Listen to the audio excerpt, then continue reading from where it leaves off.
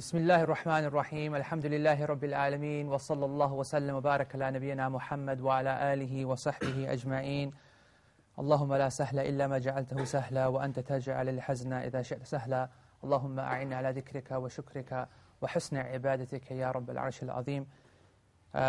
To pick up now from our last session, the first hadith that Imam Bukhari narrates عن عبد الله بن مسعود رضي الله عنه قال سألت النبي صلى الله عليه وسلم أي العمل أحب إلى الله عز وجل قال الصلاة على وقتها قلت ثم أي قال ثم بر الوالدين قلت ثم أي قال ثم الجهاد في سبيل الله قال حدثني بهن ولو استزدته لزادني. And the full narration that Abu Amr al-Shaybani said, the owner of this house, and he pointed to a house, and it was the house of Abdullah ibn Mas'ud, okay, radiallahu anh, said, I asked the Prophet, may Allah bless him and grant him peace, which action of Allah, the mighty and exalted, is most beloved to him?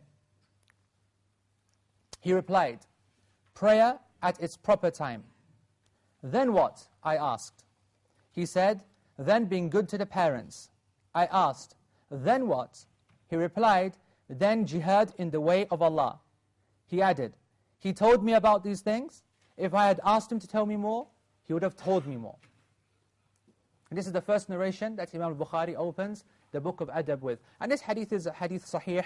You can find it also in his authentic collection, the sahih of Imam al-Bukhari, al-Jami' sahih, and also narrated in Kitab al-Iman by Imam Muslim. The first thing that we want to look at is the main narrator of this hadith, Abu Amr al-Shaybani, who is one of the companions of one of the companions of Abdullah ibn Mas'ud, but he was not a Sahabi. He was not a Sahabi. Yet he was alive at the time of the Prophet ﷺ. In fact, he states, quoting him, he said that when the Prophet ﷺ was sent with the Risala, the message, I was sent to Kaldima to be a shepherd, to look after the flocks and the sheep and so on. So he was unfortunate in that he was not able to meet the Prophet ﷺ, even though his lifetime is along the same kind of generation. So therefore he turned out to be a companion, a major companion of Abdullah ibn Mas'ud, which puts him in the generation of a tabi'een, and puts him in the generation of the kibar tabi'een, because every generation, such as the Sahaba, we have the kibar Sahaba, the major Sahaba, who were there from the very, very beginning, and then you have those that came later who only saw the Prophet ﷺ a few times, only able to interact with the Prophet ﷺ on only a small few occasions. And then you have, likewise, the tabi'een, the major tabi'een, who either just missed the Prophet ﷺ or who were there at the same time, but were not able to benefit from meeting him or speaking to him, sallallahu alayhi wasallam. And then you have the sigar tabi'een of the first generation, who came after the companions, but came a lot later. And the next benefit to look at is that when he was talking about Abdullah ibn Mas'ud radiallahu anh, he didn't even mention his name. He didn't even mention his name. He just said, the owner of this house, Sahib Hadid Dar, this house here. And not only does that show some respect and of Abdullah ibn Mas'ud, not only does it show how popular and how famous he was himself, but it also shows that Abdullah ibn Mas'ud, who, in actual fact, in the narrations, in the books of hadith, they said that it was Daru Abdullah, the Dar of Abdullah. And Abdullah, the name, when it's mentioned in the hadith literature, just by itself, itlaqan, i.e. absolutely, with no other additions, i.e. Ibn Umar, Ibn Mas'ud, so on, whenever Abdullah is mentioned, it means Ibn Mas'ud. And this itself is a great fa'idah. Not only is it a great fa'idah for the people who study knowledge, but it's a great benefit to know the maqam of Abdullah to the rest of the scholars, to the hadith scholars. You know, it's like in anything in society. You know, it's like when you say, I don't know, I don't want to give a silly example to bring down the conversation to bring down the tone of our circle, because inshallah we hope this is full of barakah and we're going to mention something silly. But you know that respect is gained when you can say one word and everyone knows who that person is. And that's the obvious, of course, that's the aim of all public relations companies, right? That's all they do. Management consultants and image consultants, that's their whole life. They get paid millions and millions to be able to create that brand name. So you just say that person's name and it's recognized and understood. Well, you know, subhanAllah, we have the same thing. We have the same thing. They said Abdullah is Ibn Mas'ud radiallahu anhu. No need to tell us anymore. That's Abdullah. And Abdullah ibn Mas'ud radiallahu anhu, min as-sabiqeen al-awwaleen, from the kibar sahaba, from the early days, from the major sahaba, from the early companions of the Prophet ﷺ, who is the actual rawi, the actual narrator of this hadith. Learned 70 chapters of the Qur'an, surah of the Qur'an, from the mouth of the Prophet ﷺ. And they used to say, as narrated by An-Nasa'i, that he learned them while Zayd ibn Thabit, radiallahu anh, the scribe of the Prophet ﷺ, the scribe of the Prophet ﷺ, was still a child playing with the children. That's what they used to say, that Ibn Mas'ud learned 70 surah, and Zayd ibn Thabit was still playing with kids. Yani just to show who really Ibn Mas'ud radiallahu anh is. And actually we don't need to see the spread of the Hanafi school throughout the world and its domination is through the spreading of the teaching of Abdullah ibn Mas'ud and his migration to Iraq. And it's his fiqh then being spread to his main students, Hamad ibn Zayd, Ibrahim al-Nakha'i, and then them spreading their fiqh to Abu Hanifa rahimahullah, and then the school just spreading. And his opinions taking such a strength amongst the nation. And this is from the barakah of Abdullah ibn Mas'ud radiallahu anh. They used to say about him that he was the most ashbah, the most similar to the Prophet ﷺ in his mode and in his manner and in the way that he walked and in the way that he addressed people. Very, very similar to the Prophet ﷺ himself. And although he moved to Kufa, in actual fact, the scholars said, the house that Abu Amr al-Shaybani pointed to, they said that they didn't know whether this was the house in Kufa. They couldn't tell.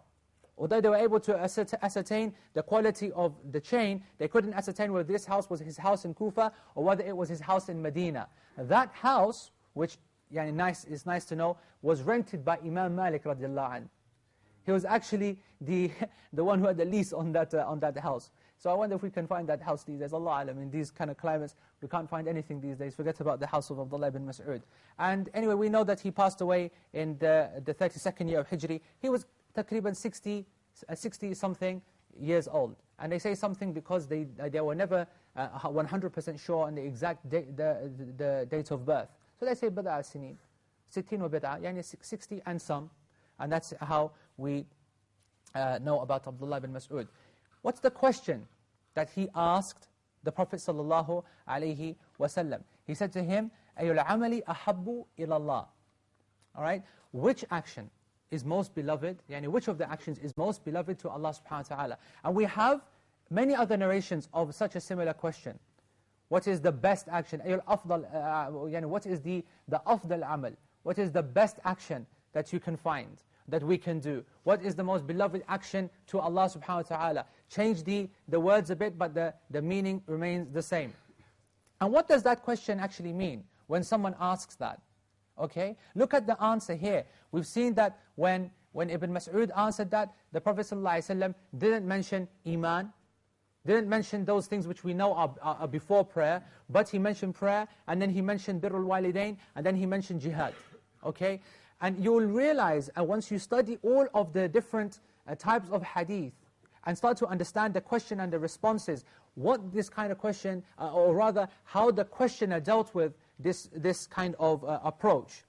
And that's why the scholars said that sometimes when someone asks this question, what they mean is that in general, what are the best actions? In general. That's the first opinion. The second opinion is that when someone would ask, what is the most beloved action according to Allah, and then the responses were given, the responses were given in order to exaggerate the action to show its importance and its magnitude, by connecting it to the question that what is the greatest action, to give it and underline its importance. Another opinion was that the questioner would change, and because the question only arises, our confusion only arises because the answer is always changing. Because the Prophet ﷺ said, they said, who is the best of us? And he would say, خَيْرُكُمْ خَيْرُ لَأَهْلِيكُمْ, for example, one time. The best of you are those who are best to their families. And another time, the best of you, best to your children, and the best to your women, and the best who make ada, who pay the debts, and those who perform the prayer upon the right time. So all these different responses. So they said that one of the answers to this is that the one who's answering the question is more knowledgeable of the exact needs of that questioner and is responding with something that will specifically benefit that person more than it would someone else. And this makes a lot of sense. This makes a lot of sense because sometimes we'll read something and we don't know the further detail that maybe the questioner knows that this person is very good in giving sadaqah and very good in fasting and so on, but his prayer is lacking. So then he will concentrate upon the prayer and he will tell him, this is the greatest action that you can do. And this is one of the possible answers. Another one of the answers that the scholars mentioned was that it differs from time to time. So in certain times, certain actions are the most beloved to Allah subhanahu wa ta'ala, and at other times, other actions. Such as jihad, for example. In the beginning of Islam, jihad, its maqam was incredible. Why? Because it was needed as a wasila, it was needed as a mode and a means to establish Islam in itself. But once Islam was established and the state had achieved security and stability, so now the importance of jihad, although still there, although still an obligation, but now something else may come in front of it. For example, a person who hasn't done Hajj and it's time now for Hajj, okay, well jihad now, we're stable, we're secure, so Hajj is now the greatest action that you can do. Or for example, we're safe and stable and secure and there is a massive drought and a famine. So now sadaqah becomes the thing which is emphasized. And this is how to understand the hundreds of narrations and answers that we have where the Prophet ﷺ will say the greatest action according to Allah, the most beloved action according to Allah is this and that and so on and so on. So now there's no need to be confused when you see all the different answers. Because you can see them that they are differing in their time, differing according to the person who is asking the question and so on. So then we move to the first thing that the Prophet ﷺ told Ibn Mas'ud. What was that? As-salat. As-salah ala waqtiha. The prayer in its proper time. And there are many, many different narrations of this hadith. Okay? The most popular second narration is as-salah fi awwali waqtiha. The prayer in the beginning of its time. And this was disputed amongst the scholars of fiqh, particularly, for example, Imam al-Nawawi. In general, it was the Hanafi school that didn't find any evidence for this statement. And it was actually Imam al-Nawawi who supported them. In his book, he said that actually all of the narrations that have this increase, al-awwal, yani in the beginning of its time, are weak. But Ibn Hajar, rahimullah, he shows in actual fact that the narrations for this are authentic, and they are to be found with Hakim, and they are found with Daraqutni, and they are found in the Sahih of Ibn Khuzaymah, rahimahumullah. And it is something which is an authentic addition, which can help us to understand the hadith.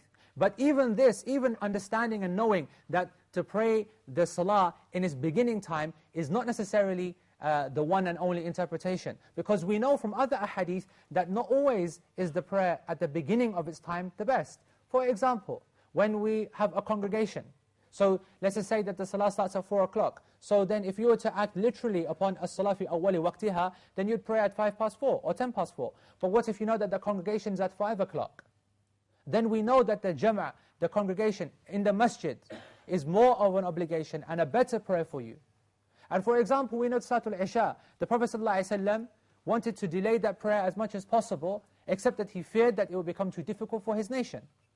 So if someone has the ability, they should delay it. But if the jama'ah is earlier in the masjid, then he prays with the masjid earlier. But if he's at home or she is at home, it is sunnah for them, if they can, as long as it will not affect the prayer adversely. They'll get too tired, they don't know what they're saying, and so on, to delay the Isha prayer and pray it as late as possible. And not only does this hadith give us this discussion now of whether the prayer itself is in the beginning time, whether it's in the later time, what is this proper time, it also tells us in this list of 3 things, and you just have to step back and look at the list: salah, birrul walidain, and jihad fi sabilillah. 3 great obligations, yet the prayer comes first out of all 3. We're still talking about parents, yet the salah is placed at the beginning. Why? Because it really is a priority in our lives. It really is the number 1 thing that should take priority over everything. And we know that from the hadith of the Prophet ﷺ, when he said in the Tirmidhi, the first thing that will be judged on Yawm al-Qiyamah will be the prayer. And if the prayer is proper, then the rest of the deeds inshallah will follow. And it will be along that line and it will be successful. But if the prayer is defective, the quality of the prayer is defective, then the rest of the actions are surely going to then be defective. That's why at the beginning of all of our priorities is the prayer. And what we need to ask ourselves in this hadith when we read it is, how do we compare to those people who did make the prayer their priority?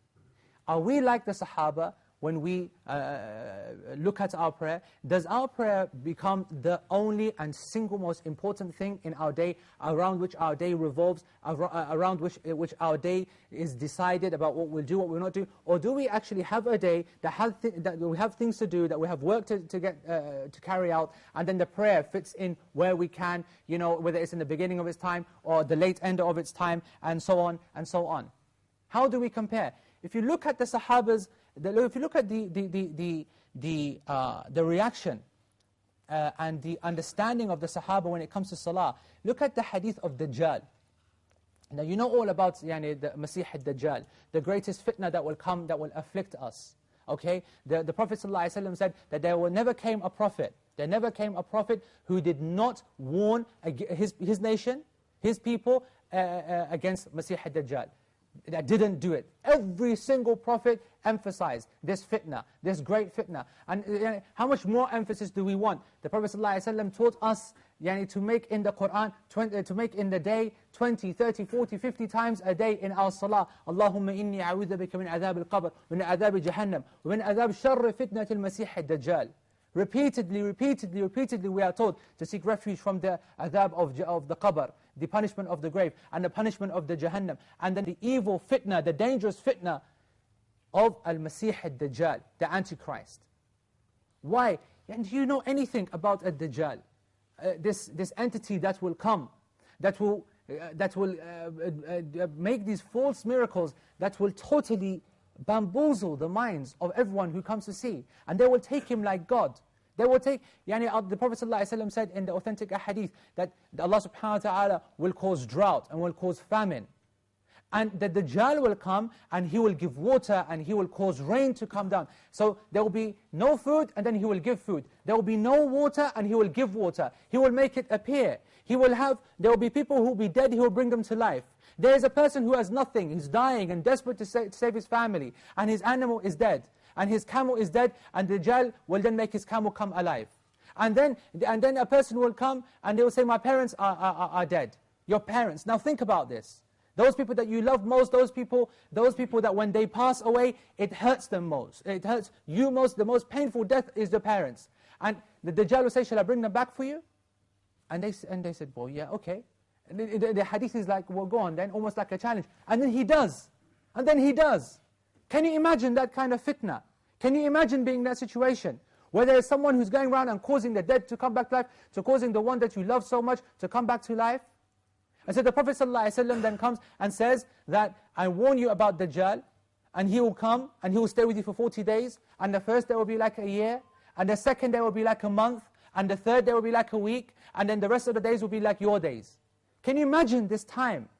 And the Prophet ﷺ said, in these days, a person will wake up a believer and meet the night as a disbeliever. Can you imagine that time? The chaos and the confusion and the stress and the mayhem.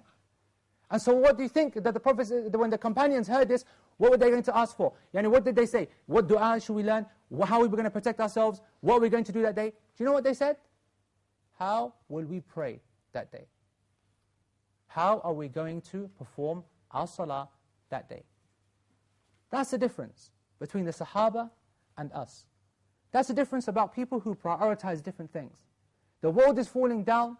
People are being killed left, right and center. People don't know whether they're going to wake up a believer or a kafir. The world order has changed totally. And what did the Sahaba say? How are we going to perform the first and most obligatory right to Allah subhanahu wa ta'ala on that day? How on earth are we going to do that on a day which has changed so the time cannot be understood? That's what prayer is to these people, radiyallahu anhum. That's the difference between them and us. That's something that we need to now concentrate on and think about. Where is their salah, where are their priorities, and where is our salah, and where are our priorities? And you know, really, and that's the great thing about this hadith, actually. If you look at it in the way that it is listing these things in priority of virtue and in priority of goodness, we should also think, are these actions for us also in priority, in a list of priority? Do we prioritize that which Allah subhanahu wa ta'ala wants priority to be given to, and which the people of Allah subhanahu wa ta'ala give priority to? Because if we do, then we'll also be able to then achieve not only the happiness, but ease in being able to take care of the rest of our priorities. Because the one who is able to deal with the prayer, and perfect the obligation of the prayer upon its time, and upon the responsibilities, upon the Muslim to deal with the prayer, then he will find that all other difficulties are just nothing by the way, just to be pushed away. Inna as-salata tanha 'anil fahsha'i wal munkar. The Prophet ﷺ said that really the prayer, Allah subhanahu wa ta'ala says in the Qur'an, that the salah, it repels, it prohibits fahsha, open evil actions, and munkar, just evil sins in society. And that's by which you do. Can you see the link? By prioritizing what Allah prioritizes, what the Prophet ﷺ prioritizes, then we will find ease in the rest of our actions. So when we see that the salah is given this importance in our life, and put top of the list, before birrul walidain, and before jihad fi sabilillah in its right time, then we will be able to take the benefit from that prayer, and have it repel al-fahsha wal-munkar, and make it easy upon us to then go and fulfill and meet out the rest of our obligations, such as the obligations to the parents. That's the link that the ulama used to say. And then Ibn Uyayna radiallahu anh, in the tafsir of this ayah, when Allah subhanahu wa ta'ala says that it is when He describes the obligation of serving the parents, by this wasiyah, this obligation in joining the Muslims to obey the parents, He said that when Allah subhanahu wa ta'ala mentions that make shukr to me wali walidayk, and ishkuru li wali walidayk, give thanks to me and give thanks to your parents. How is this done? How is this done? By performing the 5 prayers, then you have thanked Allah. And by making dua for your parents after these 5 prayers, you have thanked them. This is how the scholars used to look at the ayat of obligations to the parents and be able to understand it, in being able to facilitate them in carrying out the rest of their obligations. This is how we can hopefully benefit further from understanding the list that they have given to us, the companions, the Prophet ﷺ, what Allah subhanahu wa ta'ala has placed for us in terms of importance. And we don't really have any more time in this session to continue, but that's a nice point, inshallah, where we have understood that the reason why the prayer is at first and foremost in this list, and then how it will lead nicely, inshallah, to the natural conclusion, after being someone who is able to perfect prayer, to then perfect his relations with his parents, inshallah. Wallahu a'lam, wa subhanakallahumma bihamdik, ashhadu an la ilaha illa ant, wa astaghfiruka Allahumma wa atubu ilayk.